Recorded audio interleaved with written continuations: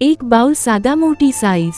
ना शिंगदाणा 1 लीटर पाणी अर्धू चमची मीठू शिंगदाणा ने कोट करवा 1 बाउल मीठू शिंगदाणा शेकवा शिंगदाणा ने साफ करी लेवा चिमड़ाई गયેલા યુઝ ન કરવા પેણીમાં પાણી ગરમ મૂકવું ઉકળે એટલે શિંગદાણા પાણીમાં નાખી ફક્ત 5 મિનિટ માટે બોઇલ કરી ચાળણી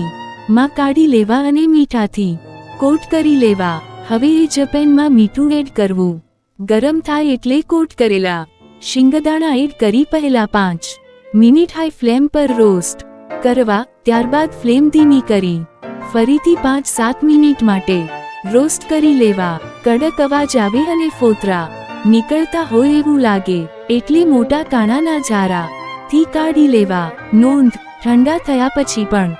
જો પોચા લાગે તો બીજી 5 થી 6 મિનિટ ધીમી આંચ પર મીઠામાં શેકી શકાય તો તૈયાર છે હોમમેડ ખારી સિંગ।